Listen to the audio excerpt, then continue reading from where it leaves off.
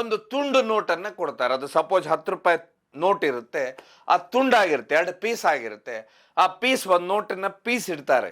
Piece ಇಟ್ಟು ಕೂಡಲೇ ಅವ್ರಿಗೆ ಗೊತ್ತಾಗುತ್ತೆ ಇದು ನಮ್ಮ ಹವಾಲಾ ಗಿರಾಕಿ, ಈ ವ್ಯವಹಾರ ನಡೆಯುವುದು ಕೇವಲ ಒಂದು ಹರದ ನೋಟಿನಿಂದ.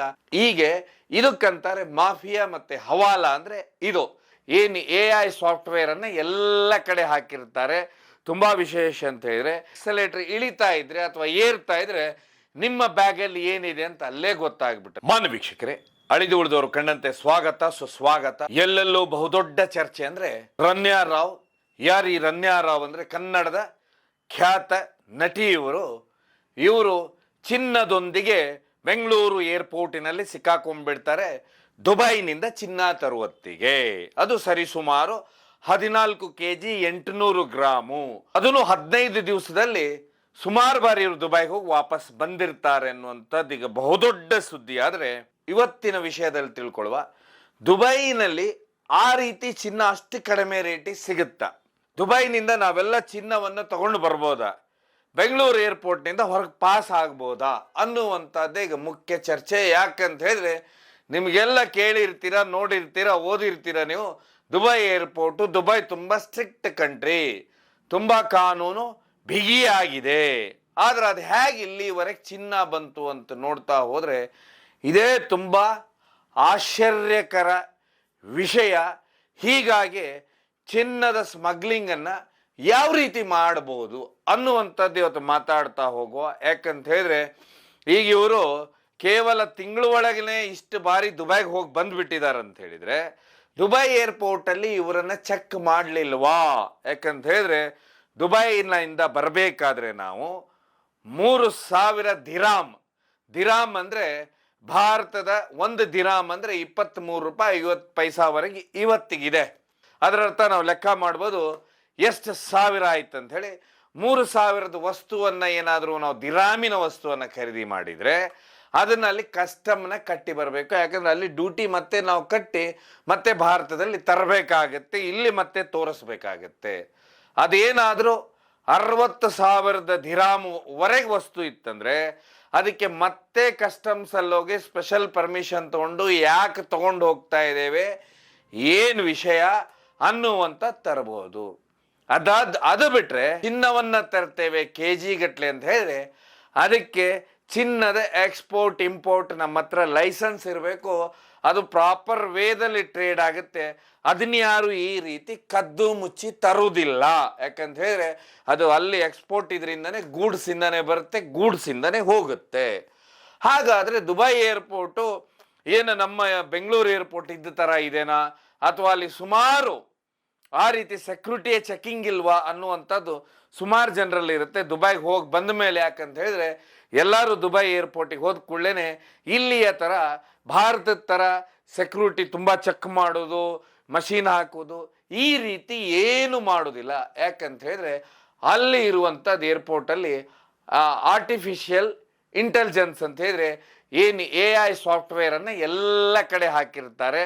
ತುಂಬ ವಿಶೇಷ ಅಂತ ಹೇಳಿದ್ರೆ ನೀವೇನಾದರೂ ಎಕ್ಸಲೇಟರ್ ಇಳಿತಾ ಇದ್ರೆ ಅಥವಾ ಏರ್ತಾ ಇದ್ರೆ ನಿಮ್ಮ ಬ್ಯಾಗಲ್ಲಿ ಏನಿದೆ ಅಂತ ಅಲ್ಲೇ ಗೊತ್ತಾಗ್ಬಿಟ್ಟಿರುತ್ತೆ. ಅದಾದ್ಮೇಲೆ ಎಲ್ಲ ಕಡೆನೂ ಕ್ಯಾಮ್ರಾ ಇರುತ್ತೆ. ಈ ಕ್ಯಾಮ್ರಾ ಇರುವುದನ್ನೇ ಯಾವ ವ್ಯಕ್ತಿ ಹತ್ರ ಏನು ವಸ್ತು ಇದೆ ಅಂತ ಹೇಳಿ. ಅದಾದ ನಂತರ ನಾವು ಏರ್ಪೋರ್ಟಲ್ಲಿ ಸುಮಾರು ಒಳಗೆ ಅಂದ್ರೆ ನಡೀತಾ ಹೋಗ್ತಾರೆ. ನಡೆದಾದ ನಂತರ ಏನ್ ಸೆಕ್ಯೂರಿಟಿ ಗೇಟ್ ಬರುತ್ತೆ ಅಲ್ಲಿ ಒಂದು ಯಾವುದೇ ವ್ಯಕ್ತಿ ಹತ್ರ ಏನಾದ್ರೂ ಆ ರೀತಿಯ ವಸ್ತುಗಳಿದ್ರೆ ಅದು ಕೆಂಪು ಬೀಫ್ ಬರುತ್ತೆ. ಅವಾಗ ಮತ್ತೆ ಅವ್ರು ತಿರ್ಗಾ ವಾಪಸ್ ಕಳಿಸ್ತಾನೆ. ಯಾರೋ ಅಲ್ಲಿ ನಿಂತ್ಕೊಂಡಂತವ್ರು ಏನು ಸೆಕ್ಯೂರಿಟಿ ಇದ್ದಾರೆ ಅವ್ರು ವಾಪಸ್ ಕಳಿಸ್ತಾರೆ. ಮತ್ತೆ ಕೆಂಪು ಬೀಪ್ ಅಂತಂದ್ರೆ ಮತ್ತೆ ಪಕ್ಕಕ್ಕೆ ಕರೀತಾರೆ, ಪೂರ್ತಿ ಚೆಕ್ ಮಾಡ್ತಾರೆ. ಕೊನೆಯದಾಗಿ ಚೆಕ್ ಮಾಡಿದಾಗ ಆ ರೀತಿಯ ವಸ್ತು ಸಿಕ್ಕರೆ ತೆಗೆದಿಡ್ತಾರೆ. ಇಲ್ಲ ಈ ರೀತಿಯ ಯಾವುದಾದ್ರೂ ಕಸ್ಟಮ್ ದುಡ್ಡು ಕಟ್ಟುವಂತ ವಸ್ತು ಇದ್ರೆ ತೆಗೆದಿಡ್ತಾರೆ. ಈ ರೀತಿ ಅಲ್ಲಿ ಬರುವತ್ತಿಗೆ ಇದೆಲ್ಲ ಪ್ರೊಸೀಜರು ಇರುತ್ತೆ. ದುಬೈ ಏರ್ಪೋರ್ಟ್ ಅಲ್ಲಿ ತುಂಬಾ ವಿಚಿತ್ರ ಅಂತ ಹೇಳಿದ್ರೆ ಇಷ್ಟು ಬಾರಿ ಇವರು ಹೋಗಿ ಬಂದ್ರು ಅದು ಯಾಕೆ ಸಿಕ್ಕಾಕೊಳ್ಳಿಲ್ಲ, ಏನು ಎಲ್ಲಾದ್ರೂ ಒಳಗೇನೆ ಇದ್ರ ಅಂತ ಹೇಳಿದ್ರೆ ಇದೆಲ್ಲ ಚೆಕಿಂಗ್ ಮುಗಿಸ್ಕೊಂಡು ಬಂದ ನಂತರ ಇವ್ರಿಗೆ ಬೇಕಾದಂಥವ್ರು ಏರ್ಪೋರ್ಟಲ್ಲೂ ಇದ್ರಾ ಅನ್ನುವಂಥದ್ದು ಈಗ ದೊಡ್ಡ ಮಟ್ಟದ ಸುದ್ದಿ. ಯಾಕಂತ ಹೇಳಿದ್ರೆ ಇಲ್ಲಿ ದೊಡ್ಡ ಮಟ್ಟದ ಮಾಫಿಯಾ ಕೆಲಸ ಮಾಡ್ತಾ ಇತ್ತ. ಯಾಕಂದ್ರೆ ಮಾಫಿಯಾ ಅಂತ ಹೇಳಿದ್ರೆ ಯಾವುದೇ ರೀತಿಯ ಹವಾಲ, ಈ ಮಾಫಿಯಾ ಕೆಲಸ ಮಾಡದೆ ಒಂದು ದೇಶದಲ್ಲಿ ದುಡ್ಡನ್ನ ಇಲ್ಲಿಂದ ಅಲ್ಲಿಗೆ ಹೇಗೆ ಸಾಗಿಸ್ಬೇಕು, ಅಲ್ಲಿಂದ ಇಲ್ಲಿಗೆ ಹೇಗೆ ಸಾಗಿಸ್ಬೇಕು. ಚಿನ್ನವನ್ನ ಇದ್ರೆ ಭಾರತದಲ್ಲಿ ಅತಿ ಹೆಚ್ಚು ಡಿಮಾಂಡ್ ಇರೋದು ಜಗತ್ತಲ್ಲೇನೆ ಭಾರತದಲ್ಲಿ ಮಾತ್ರ ಚಿನ್ನಕ್ಕೆ. ಹೀಗಾಗಿ ಈ ದೇಶಕ್ಕೆ ಏನ್ ಬೇಕಪ್ಪ, ಚಿನ್ನ ಬೇಕಂದ್ರೆ ಕಳಿಸೋದು ಹ್ಯಾಕ್ ತರುವಂತ ಅನ್ನುವಂಥದ್ದು ಮಾಫಿಯಾ ಏನಾದ್ರೂ ಕೆಲಸ ಮಾಡ್ತಾ ಇತ್ತ. ಯಾಕಂದ್ರೆ ವಿಮಾನ ಹೊತ್ತಿಗೆ ಅದನ್ನ ಕೊಡ್ತಾ ಇದ್ರ ಅನ್ನುವಂಥ. ಆದ್ರೆ ಇಲ್ಲಿ ಮತ್ತೆ ಒಂದು ಪ್ರಶ್ನೆ ಹೇಳೋದಂತ ಹೇಳಿದ್ರೆ, ಇವರು ವಿಮಾನ ಹತ್ತಿದ ನಂತರ 14-15 kg ವರೆಗೆ ಚಿನ್ನವನ್ನ ಒಳಗಿಟ್ಕೊಂಡ್ರೆ ತೂಕ ಎಷ್ಟಿರುತ್ತದೆ? 15 kg ಅಂದ್ರೆ ಸಿಕ್ಕಾಪಟ್ಟೆ ತೂಕ. ಆ ತೂಕನ ಹೊತ್ಕೊಂಡು ವಿಮಾನದ ಎಕನಾಮಿಕ್ ಸೀಟಲ್ಲಿ ಕೂತ್ಕೊಳ್ಳಿಕ್ಕೆ ಆಗತ್ತಾ ಅನ್ನುವಂಥದ್ದು. ಯಾಕಂದ್ರೆ ನಾರ್ಮಲ್ ಎಕನಾಮಿ ಸೀಟ್ ಅಂತ ಹೇಳಿದ್ರೆ ಅದರಲ್ಲಿ ಒಂದೊಂದು ಇದರಲ್ಲಿ 3 ಜನ ಕೂತ್ಕೊಂಡಿರ್ತಾರೆ. ಈ ದೊಡ್ಡ ದೊಡ್ಡ ಫ್ಲೈಟ್ಗಳಂತ ಹೇಳಿದ್ರೆ ಅದು ಸುಮಾರು ಜನ ಇರ್ತಾರೆ. ಹೀಗಾಗಿ ಅಲ್ಲಿ ಕೂತ್ಕೊಳ್ಳೋದು ಕಷ್ಟ. ಅಥವಾ ಇವರು ಬಿಸ್ನೆಸ್ ಕ್ಲಾಸಲ್ಲಿ ಬರ್ತಾ ಇದ್ರ ಅಥವಾ ಬೇರೆ ಫಸ್ಟ್ ಕ್ಲಾಸ್ ಅಲ್ಲಿ ಬರ್ತಾ ಇದ್ರ ಅನ್ನೋದು. ಯಾಕಂದ್ರೆ ಬಿಸ್ನೆಸ್ ಕ್ಲಾಸ್ ಅಲ್ಲಾದ್ರೆ ಸೀಟ್ಗಳು ತುಂಬಾ ದೊಡ್ಡದಾಗಿರ್ತವೆ, ಫಸ್ಟ್ ಕ್ಲಾಸ್ ಅದಕ್ಕಿಂತ ಸ್ವಲ್ಪ ಕಿರಿದಾಗಿರುತ್ತೆ. ಆದ್ರೆ ಎಕನಾಮಿಕ್ ಸೀಟಲ್ಲಿ ಇಷ್ಟು ದೊಡ್ಡ ಚಿನ್ನವನ್ನ ತರ್ಲಿಕ್ಕೆ ಸಾಧ್ಯ ಇಲ್ಲ. ಹೀಗಾಗೇನೆ ಈ ವಿಮಾನದೊಳಗೆ ಯಾರೋ ಬೇರೆಯವರು ಏರಿದವರು ಇವ್ರ ಕೈಗೆ ಸಾಗಿಸ್ತಾ ಇದ್ರ. ಯಾಕಂದ್ರೆ ಈ ಭಾರತದ ಏರ್ಪೋರ್ಟ್ನಿಂದ ಇವ್ರು ಇಳಿದ ಕೂಡಲೇ ಹೊರಗೆ ಹೋಗ್ಬೋದಾ ಅನ್ನುವಂಥದ್ದು ಈಗ ತುಂಬಾ ದೊಡ್ಡ ಮಟ್ಟದ ಚರ್ಚೆ ನಡೀತಾ ಇದೆ. ಯಾಕಂತ ಹೇಳಿದ್ರೆ ಇಂಟೆಲಿಜೆನ್ಸ್ ಅನ್ನೋದು ತುಂಬಾ ಜೋರಾಗಿರುತ್ತೆ ದುಬೈಯಲ್ಲಂತಾರೆ. ಅಥವಾ ಇವ್ರದ್ದೆಲ್ಲ ಸೆಕ್ಯೂರಿಟಿ ಚೆಕ್ ಮುಗಿದು ಕೊನೆಯದಾಗ ಒಂದು ಬಾರ್ ಇರುತ್ತೆ ಅಂತ ಹೇಳಿದ್ರೆ ಒಂದು ಚೆಕಿಂಗ್ ಇರುತ್ತೆ. ಅಂದ್ರೆ ಕೊನೆ ಚೆಕಿಂಗ್ ಅದಾದ ದಾಟಬೇಕಾದ್ರೆ ಏನು ನಾನು ಹೇಳಿದೆ, ಗ್ರೀನ್ ಲೈಟ್ ಕೆಂಪು ಲೈಟ್ ಬರುತ್ತೆ, ಅದು ದಾಟಿದ ನಂತರ ಇವರಿಗೆ ಈ ಚಿನ್ನವನ್ನ ಕೊಡ್ತಾ ಇದ್ರ. ಈ ಮಾಫಿಯಾ ಅಂತ 14 kg ಚಿನ್ನ ಅಂದ್ರೆ ಅದು ಎಷ್ಟು ಕೋಟಿ ರೂಪಾಯಿ ಆಯ್ತು. ಅಷ್ಟು ಕೋಟಿಯನ್ನ ನಾವು ದುಡ್ಡನ್ನ ಎತ್ಕೊಂಡು ಹೋಗ್ಲಿಕ್ಕೆ ಸಾಧ್ಯನಾ ಏರ್ಪೋರ್ಟ್ ಅಲ್ಲಿ ಅಂತ ಹೇಳಿದ್ರೆ ಇಲ್ಲ. ಇದನ್ನು ಮಾಫಿಯಾನೇ ಕೆಲಸ ಮಾಡುತ್ತೆ. ಈ ಮಾಫಿಯಾ ಹೇಗ್ ಮಾಡುತ್ತಂತ ಹೇಳಿದ್ರೆ, ಇಲ್ಲಿ ಒಬ್ರು ದೊಡ್ಡ ಸುಮಾರು ಉದ್ಯಮಿಗಳಿರ್ತಾರೆ ಭಾರತದಲ್ಲಿ ಉದ್ಯಮಿಗಳಿದ್ದವ್ರ ಹತ್ರನೇ ಅವ್ರಿಗೆ ಬೇರೆ ರೀತಿಯ ವಸ್ತುಗಳಿಂದ ಆ ವಸ್ತು ಜಮಾ ಆಗಿರುತ್ತೆ. ಅಲ್ಲಿರುವಂತ ಇನ್ನೊಂದು ಮಾಫಿಯಾ ತಂಡ ಏನಿರುತ್ತೆ ಅವರಿಗೆ ಈ ದುಡ್ಡು ಪೇಮೆಂಟಿನ ಜವಾಬ್ದಾರಿ ಕೊಟ್ಟಿರ್ತಾರೆ. ಅವ್ರಿಗೆ ಇಷ್ಟು ಕಮಿಷನ್ ಅಂತಿರುತ್ತೆ ಇವ್ರ ಕೈಯಲ್ಲಿ ಅಂತ ಹೇಳಿದ್ರೆ. ವಿಶೇಷವಾಗಿ ನೀವು ಭಾರತಕ್ಕೆ ಬಂದ್ಕೊಳ್ಳೇನೆ, ಅದರಲ್ಲಿ ಬೆಂಗಳೂರಿಗೆ ಬಂದ್ಬಿಡಿ ನೀವು, ಚಿಕ್ಕಪೇಟಲ್ಲಿ ದೊಡ್ಡ ಬಿಸ್ನೆಸ್ ಮಾಡೋರು ಇರ್ತಾರೆ, ರಿಟೇಲ್ ವ್ಯಾಪಾರಿಗಳು. ಆಗ ನೀವು ಹೀಗೇ ನೋಡ್ತಾ ಇರಿ, ಆಗ ಯಾರಾದ್ರೂ ಅಲ್ಲಿ ಒಂದು ತುಂಡು ನೋಟನ್ನ ಕೊಡ್ತಾರೆ. ಅದು ಸಪೋಸ್ 10 ರೂಪಾಯಿ ನೋಟ್ ಇರುತ್ತೆ, ಆ ತುಂಡಾಗಿರುತ್ತೆ, 2 ಪೀಸ್ ಆಗಿರುತ್ತೆ. ಆ ಪೀಸ್ ಒಂದು ನೋಟನ್ನ ಪೀಸ್ ಇಡ್ತಾರೆ. ಪೀಸ್ ಇಟ್ಟು ಕೂಡಲೇನೆ ಅವ್ರಿಗೆ ಗೊತ್ತಾಗತ್ತೆ ಇದು ನಮ್ಮ ಹವಾಲಾ ಗಿರಾಕಿ ಅಂತೇಳಿ. ಇದು ಎಲ್ಲಿ ನಡೀತಂದ್ರೆ ತುಂಬಾ ಮಾರ್ಕೆಟ್ ಪ್ಲೇಸ್ ಅಲ್ಲಿ, ತುಂಬಾ ಬ್ಯುಸಿ ಇರುವಂತ ಜಾಗದಲ್ಲಿ ದೊಡ್ಡ ರಿಟೇಲ್ ಶಾಪ್ಗಳಿರ್ತಾವ. ಅಲ್ಲಿ ನೂರಾರು ಕಸ್ಟಮರ್ಸ್ ಹೋಗ್ತಿರ್ತಾರೆ, ಕ್ಯಾಶಿನಲ್ಲಿ ದೊಡ್ಡ ಮಟ್ಟದಲ್ಲಿ ವ್ಯವಹಾರ ಮಾಡ್ತಿರ್ತಾರೆ. ಅಂತ ಜಾಗದಲ್ಲಿ ಹವಾಲಾ ಅನ್ನುವಂಥದ್ದನ್ನ ಈ ಮಾಫಿಯಾ ಫಿಕ್ಸ್ ಮಾಡ್ಕೊಂಡಿರುತ್ತೆ. ಫಿಕ್ಸ್ ಮಾಡ್ಕೊಂಡಂತ ಹವಾಲಾ ಆದವ್ರು ಏನಿರ್ತಾರೆ, ಈ ನೋಟ್ಗಳನ್ನಂತ ಹೇಳಿದ್ರೆ 10 ನೋಟ್ ಇರುತ್ತೆ, ಅದರದ್ದು ಆ 10 ನೋಟ್ ಒಂದು ಪೀಸು ಆ ಮೊದಲೇ ಅವ್ರ ಹತ್ರ ಇರುತ್ತೆ, ಆ ಶಾಪ್ ಅವನ ಹತ್ರ ಇರುತ್ತೆ. ಇನ್ನೊಬ್ಬ ಏನ್ ಮಾಡ್ತಾರೆ ಅಂದ್ರೆ ಯಾರೊಬ್ಬ ವ್ಯಕ್ತಿ ಬರ್ತಾನೆ, ಆ 10 ನೋಟ್ ಅಲ್ಲಿ ಕೊಡ್ತಾನೆ, ತುಂಡಾಗಿರುವಂತ 10 ನೋಟು. ನೀವು ಗಮನಿಸ್ತಾ ಇರಬೇಕಾದ್ರೆ ಆ 10 ನೋಟಿಗೆ ತಮ್ಮ 10 ನೋಟ್ನ ಸೇರಿಸ್ತಾರೆ. ಅದು ಕರೆಕ್ಟಾಗಿ ಎಲ್ಲೆಲ್ಲಿ ಸೆಂಟ್ರಲ್ ಪೀಸ್ ಆಗಿರುತ್ತೆ, ಅದು ಸೇರ್ತಂದ್ರೆ ಅವರ ವ್ಯಕ್ತಿ ಅಂತ ಹೇಳಿದ್ರೆ ಈ ವ್ಯಕ್ತಿಗೆ ಮೊದಲೇ ಬೇರೆ ದೇಶದಿಂದ ಸದ್ದೆ ಬಂದಿರುತ್ತೆ. ಇವರಿಗೆ 1 ಕೋಟಿ ಕೊಡಬೇಕು, 2 ಕೋಟಿ ಕೊಡಬೇಕು, 5 ಕೋಟಿ ಕೊಡಬೇಕು ಅನ್ನುವಂಥದ್ದು. ಹೀಗಾಗಿ ಇವರು ಆಯ್ಕೆ ಮಾಡಿಕೊಳ್ಳುವಂಥ ಜಾಗ ಅಂತ ಹೇಳಿದ್ರೆ ಕೋಟ್ಯಾಂತರ ರೂಪಾಯಿ ಬಿಸ್ನೆಸ್ ಆಗುವಂಥ ರಿಟೇಲ್ ಶಾಪ್ಗಳನ್ನು, ಆ ರಿಟೇಲಲ್ಲಿ ತುಂಬಾ ಚಿಕ್ಕ ವಸ್ತುಗಳನ್ನ ಮಾರ್ತಿರ್ತಾರೆ. ಇಂಥದ್ದು ನಿಮ್ಗೆ ಗೊತ್ತು. ಒಂದು ವೇಳೆ ಬೆಂಗಳೂರಿಗೆ ಬಂದ್ಬಿಟ್ರೆ ನೀವು KR ಮಾರ್ಕೆಟ್ ಇರ್ಬೋದು, ನಮ್ಮ ಎವೆನ್ಯೂ ರೋಡ್ ಇರ್ಬೋದು, ಈ ರೀತಿ ಭಾಗದಲ್ಲಿ ಇಂಥದ್ದು ನೂರಾರು ಕೋಟಿ ರೂಪಾಯಿ ಕೋಟಿ ಬಿಸ್ನೆಸ್ ಮಾಡುವಂಥ ಎಷ್ಟೋ ಜನ ವ್ಯಾಪಾರಿಗಳಿರ್ತಾರೆ. ಇದ್ರ ಮಧ್ಯೆ ಒಬ್ಬರನ್ನ ಅವ್ರು ಬುಕ್ಕಿಂಗ್ ಮಾಡ್ಕೊಂಡಿರ್ತಾರೆ. ಇದೇ ರೀತಿನೇ ಆ ದುಡ್ಡು ಏನಾಗುತ್ತೆ ಅಂದ್ರೆ ಅವ್ರು ದುಡ್ಡು ಬೇಕಾದ್ರೆ ದುಡ್ಡು ಸಿಗುತ್ತೆ. ಇದೇ ರೀತಿಯ ನೋಟನ್ನು ತಗೊಂಡೋದ್ರೆ ದುಬೈಯಲ್ಲೂ ಒಬ್ಬ ವ್ಯಕ್ತಿ ಇರ್ತಾನೆ. ಇದನ್ನೆಲ್ಲಾನು ಕೋಆರ್ಡಿನೇಟ್ ಮಾಡುವಂಥದ್ದು ಮಾಫಿಯಾ. ಹೀಗಾಗಿ ಈ ಚಿನ್ನ ಸ್ಮಗ್ಲಿಂಗು ಈ ರೀತಿ ತರಲಿಕ್ಕೆ ಹೋಗುವಂಥವ್ರು ಯಾವತ್ತು ನೋಟನ್ನು ಹಿಡ್ಕೊಂಡು ಹೋಗೋದಿಲ್ಲ.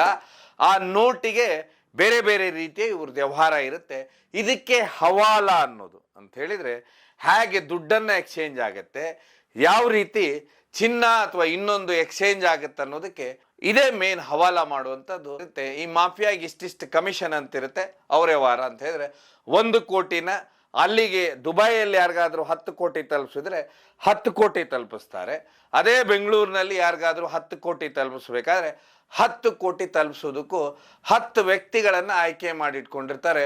ಅವರ ಆ ನೋಟನ್ನು ಅವ್ರಿಗೆ ಸರಾಬರಾಜು ಮಾಡಿಬಿಡ್ತಾರೆ. ಹೀಗಾಗಿ ಈ ವ್ಯವಹಾರ ನಡೆಯುವುದು ಕೇವಲ ಒಂದು ಹರದ ನೋಟಿನಿಂದ. ಹೀಗೆ ಇದಕ್ಕಂತಾರೆ ಮಾಫಿಯಾ ಮತ್ತೆ ಹವಾಲ ಅಂದ್ರೆ ಇದು.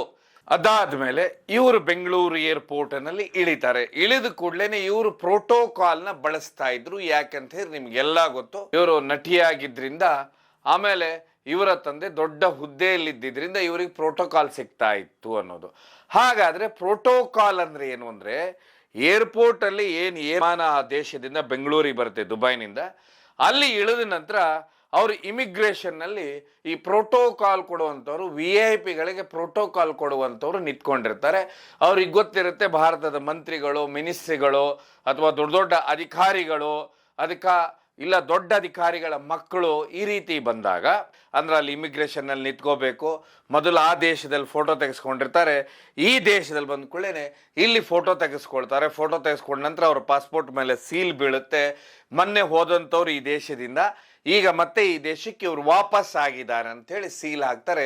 ಇದ್ರ ಹೆಸರೇ. ಇದನ್ನೇನಾಗುತ್ತೆ ಅಂದ್ರೆ ಇವರು ಸರಳವಾಗಿ ಅಲ್ಲಿ ಅವ್ರು ಇರ್ತಾರೆ, ಬೇಗನೆ ಆ ಕೆಲಸನ ಮಾಡಿಸ್ಕೊಡೋದೆ ಇವ್ರಿಗೆ ಸಿಗುವಂತ ಪ್ರೋಟೋಕಾಲು. ಆದ್ರೆ ಇಲ್ಲಿ ಒಂದು ಯೋಚನೆ ಮಾಡಬೇಕು, ಈ ಪ್ರೋಟೋಕಾಲ್ಗಿಂತ ಮೊದಲು ಏನಿರುತ್ತೆ, ಅಂತಾರಾಷ್ಟ್ರೀಯ ವಿಮಾನದಲ್ಲಿ ಇಳಿದಾಗ ಏನು ಅಲ್ಲಿಂದ ನಡ್ಕೊಂಡು ಬರ್ತಾರೆ, ಆಗ ಸುಮಾರು ಅಂತ ಹೇಳಿದ್ರೆ ಏನು DRI ಇರ್ಬೋದು, ಇಂಟೆಲಿಜೆನ್ಸ್ ಇರ್ಬೋದು, ಪೊಲೀಸ್ ಇಲಾಖೆಯವರು ಇರ್ಬೋದು, ಬೇರೆ ಬೇರೆ CID ಗುಪ್ತಚರ ಇಲಾಖೆಯವರು ಇರ್ಬೋದು, ಇವರು ಎಲ್ಲ ಕಡೆನೂ ನಿಂತ್ಕೊಂಡಿರ್ತಾರೆ. ಯಾರು ಹೋಗ್ತಾರೆ ಈ ದೇಶಕ್ಕೆ, ಯಾರು ಬರ್ತಾ ಇದ್ದಾರೆ, ಇವ್ರು ಯಾಕೆ ಬರ್ತಾರೆ, ಇವ್ರು ಯಾಕೆ ಇಷ್ಟು ಸರಿ ವಿದೇಶಕ್ಕೆ ಹೋಗ್ತಾರೆ, ಯಾಕೆ ಇವ್ರು ಮತ್ತೆ ವಿದೇಶದಿಂದ ವಾಪಸ್ ಬರ್ತಾರೆ ಅನ್ನುವಂಥದ್ದು ಇಲ್ಲಿ ಇವರು ಇವರು ವಾಚ್ ನೋಡ್ತಾನೆ ಇರ್ತಾರೆ. ಇದೇ ಅರ್ಥ ಆಗ್ತಾ ಇಲ್ಲ ಇಲ್ಲಿ. ಇದೇ ಈಗ ಎಲ್ಲರಿಗೂ ಪ್ರಶ್ನಾರ್ಥಕ ಚಿಹ್ನೆ ಆಗಿರೋದು. ಇವ್ರು ಯಾಕೆ ಒಂದೇ ತಿಂಗಳಲ್ಲಿ 5-6 ಸರಿ ಕಿಂತ ಜಾಸ್ತಿ ಹೋದ್ರು ಯಾವ ಬಗ್ಗೆನೂ ಚೆಕಿಂಗ್ ಮಾಡಲಿಲ್ಲ ಇಲ್ಲಿ ಅಂತ ಹೇಳಿ. ಯಾಕಂತ ಹೇಳಿದ್ರೆ ಇವರಿಗೆ ಏನಾಗುತ್ತಂದ್ರೆ ಆಗ ಇಲ್ಲಿ ಬರುವಂಥದ್ದೇ ಈ ಸಿನಿಮಾದಲ್ಲಿ ನಟಿಸುವಂಥವ್ರಿಗೆ, ಸಿನಿಮಾದಲ್ಲಿ ನಟಿಸಿದಂಥವ್ರನ್ನ ಯಾಕೆ ಉಪಯೋಗಿಸ್ಕೊಂಡ್ರು ಅಂತ ಹೇಳಿದ್ರೆ ಶೂಟಿಂಗ್ ಸಂಬಂಧ ಪದೇ ಪದೇ ಏನಾದರೂ ಹೋಗ್ತಾ ಇದ್ರ ಅನ್ನುವಂಥದ್ದು ಕಲ್ಪನೆ ಬರಲಿ ಅಂತ ಹೇಳಿ.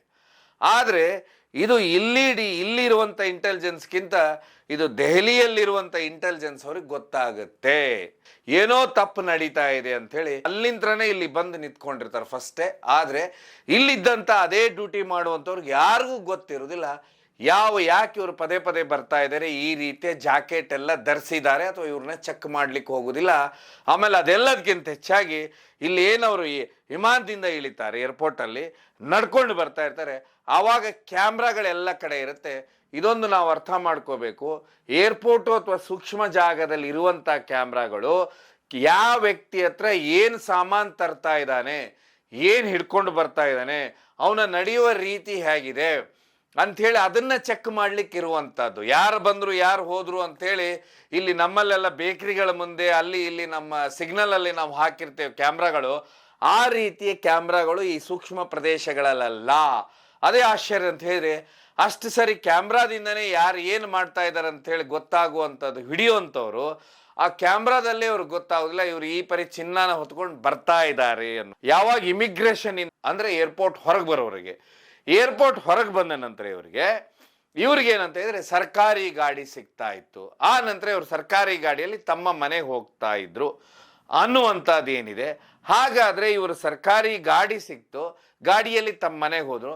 ಮನೆಯಲ್ಲಿ ಚಿನ್ನವನ್ನು ಇಟ್ರಲ್ಲ, ದುಬೈನಿಂದ ತಂದಂಥ ಚಿನ್ನವನ್ನ, ಆ ಚಿನ್ನ ಏನದನ್ನ ಡಿಸೈನ್ ಆಗಿರುವಂಥ ಚಿನ್ನ ಅದು ಇತ್ತು. ಅಂದ್ರೆ ಅದಾಗ್ಲೇನೆ ನಕ್ಲೆಸ್ ಆಗಿತ್ತು ಅಥವಾ ಇನ್ನೊಂದಾಗಿತ್ತು, ದೊಡ್ಡ ದೊಡ್ಡ ಒಳ್ಳೊಳ್ಳೆ ಡಿಸೈನ್ ನಲ್ಲಿ ಇರುವಂತ ಚಿನ್ನ ಆಗಿತ್ತು.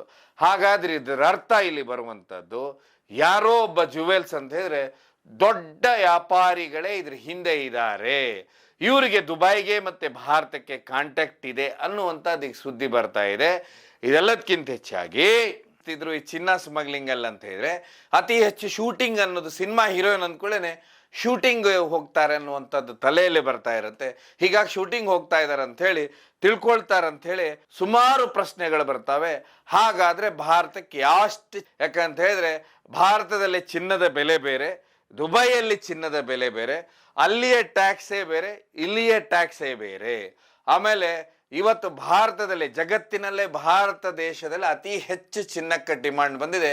ಈ ಚಿನ್ನಕ್ಕೆ ಡಿಮಾಂಡ್ ಬಂದಿರುವುದೂ ಯಾಕಂತ ಹೇಳಿದ್ರೆ ಇತ್ತೀಚೆಗೆ ನಮ್ಮಲ್ಲಿ ಬ್ಲ್ಯಾಕ್ ಮನಿಯನ್ನ ಇಡ್ಲಿಕ್ಕೆ ಎಲ್ಲಿ ಇಡ್ಬೇಕಂತ ಗೊತ್ತಾಗ್ತಿಲ್ಲ ಕೆಲವೊಬ್ಬರಿಗೆ, ಕಪ್ಪು ಹಣವನ್ನ. ಇನ್ನಿಟ್ರೆ ಯಾವಾಗ ರೇಡ್ ಆಗುತ್ತಂತ ಭಯ ಇರುತ್ತೆ. ಅದಾದ ಮೇಲೆ ಇನ್ಕಮ್ ಟ್ಯಾಕ್ಸು, ಇಡಿ ದಾಳಿ, IT ದಾಳಿ ಅನ್ನುವಂಥದ್ದು ಇವ್ರಿಗೆಲ್ಲ ಇರೋದ್ರಿಂದ ಇವ್ರು ಏನು ಮಾಡ್ತಾ ಇದ್ದಾರೆ ಅಂದರೆ, ತಮ್ಮ ಹತ್ರ ಬಂದಂಥ ಏನು ಬ್ಲ್ಯಾಕ್ ಮನಿ ಇದೆ ಅದನ್ನು ತಗೊಂಡು ಹೋಗಿ ಈ ಕೆಲವೊಂದು ಅಂತ ಹೇಳಿದ್ರೆ ಈ ರೀತಿ ಬೇರೆ ದೇಶದಿಂದ ಬರುವಂಥ ಇಲ್ಲಿಗಲ್ ಆಗಿ ಮಾಫಿಯಾ ಮುಖಾಂತರ ಬರುವಂಥ ಚಿನ್ನವನ್ನು ಈ ರೀತಿ ಬೇರೆ ಬೇರೆ ಎಲ್ಲೆಲ್ಲೋ ಒಂದು ಕಡೆ ಇಟ್ಟು ಈ ರೀತಿಯ ಕಪ್ಪು ಹಣ ಹೂಡಿಕೆದಾರ ಈ ಚಿನ್ನವನ್ನು ಪರ್ಚೇಸ್ ಮಾಡ್ತಾ ಇದ್ದಾರೆ, ತಗೊಳ್ತಾ ಇದ್ದಾರೆ. ಹೀಗಾಗಿ ಚಿನ್ನ ಭಾರತದಲ್ಲಿ ತುಂಬ ಒತ್ತಡ ಆಗ್ತಾ ಇದೆ. ಅಂದರೆ ಸಾಮಾನ್ಯ ಜನರಿಗೆ ಸಿಗುವ ಹೊತ್ತಿಗೆ ಅದು ತುಂಬ ಬೆಲೆ ಜಾಸ್ತಿ ಆಗ್ತಾ ಇದೆ ಅನ್ನುವಂಥದ್ದು ಒಂದು ಸುದ್ದಿ. ಯಾಕಂತ ಹೇಳಿದ್ರೆ ಯಾವಾಗ ಕಪ್ಪು ಹಣವನ್ನು ನಾವು ಇಡ್ಲಿಕ್ಕೆ ಆಗುದಿಲ್ಲ ಅಂತ ಗೊತ್ತಾದ ಮೇಲೆ ಅದನ್ನು ಚಿನ್ನಕ್ಕೆ ಕನ್ವರ್ಟ್ ಮಾಡ್ತಾ ಹೋಗ್ಬಿಡ್ದು. ಯಾಕಂದ್ರೆ ತುಂಬ ಈಜಿ, ಚಿನ್ನದ ರೇಟು ಸಿಕ್ಕಾಪಟ್ಟೆ ಬೆಳಿತಾನೆ ಇರುತ್ತೆ. ನಾವೇನಂದರೆ ಅವ್ರೇನಂದರೆ ಬ್ಲ್ಯಾಕ್ ಮನಿನ ಅದ್ರ ಮೇಲೆ ಇನ್ವೆಸ್ಟ್ ಮಾಡ್ತಾ ಇದ್ದಾರೆ. ಹೀಗಾಗಿ ಇದೆಲ್ಲೋ ಒಂದು ಕಡೆ ಚಿನ್ನದ ವಿಷಯದಲ್ಲಿ ತುಂಬ ಸರ್ಕಾರ ಮುಂಜಾಗ್ರತೆ ಅಥವಾ ಕಾನೂನಿನಲ್ಲಿ ದೊಡ್ಡ ಮಟ್ಟದ ಕ್ರಮ ತರಲಿಲ್ಲ ಅಂದರೆ ಡಾಲರ್ ರೇಟ್ ಏನಿದೆ ಇದು ಇನ್ನೂ ಜಾಸ್ತಿ ಹಾಕ್ಕೊಂಡು ಹೋಗುತ್ತೆ. ಯಾಕಂದರೆ ನಾವೇನು ಎಕ್ಸ್ಪೋರ್ಟ್ ಮಾಡ್ತಾ ಇದ್ದೇವೆ, ಹೊರಗೆ ಕಳಿಸ್ತಾ ಇದ್ದೇವೆ, ಅದಕ್ಕಿಂತ 4 ಪಟ್ಟು ಜಾಸ್ತಿ ಚಿನ್ನ ದೇಶದಲ್ಲಿ ಬಂದರೆ ಎಕನಾಮಿ ಒಂಥರ ಹಿಂದೆ ಮುಂದೆ ಆಗ್ತಾ ಇದೆ. ಹೀಗಾಗಿ ಇವತ್ತು ಡಾಲರ್ ರೇಟು 86 ರೂಪಾಯಿನೂ ದಾಟಿ ಹೋಗ್ತಾ ಇದೆ. ಸೊ ಹೀಗಾಗಿ ಚಿನ್ನದ ಸ್ಮಗ್ಲಿಂಗಿಗೆ ದೊಡ್ಡ ಮಟ್ಟದ ಡಿಮಾಂಡ್ ಬಂದಿದೆ. ಸೊ ಹೀಗಾಗಿ ಇನ್ನು ಮುಂದೆ ಇದರ ತನಿಖೆ ಎಲ್ಲಿವರೆಗೆ ಸಾಗುತ್ತೆ, ಯಾಕೆಂದ್ರೆ ತನಿಖೆ ಎಲ್ಲಿವರೆಗೆ ಹೋಗುತ್ತೆ, ಕೊನೆಗೆ ಏನಾಗುತ್ತೆ ಗೊತ್ತಿಲ್ಲ. ನೋಡುವ ಏನಾಗುತ್ತೆ ಅಂತ ಹೇಳಿ. ಕಾರ್ಯಕ್ರಮ ನೋಡಿದ್ದಕ್ಕೆ ಧನ್ಯವಾದ. ಇದು ಕೇವಲ ಜನಜಾಗೃತಿಗೋಸ್ಕರ.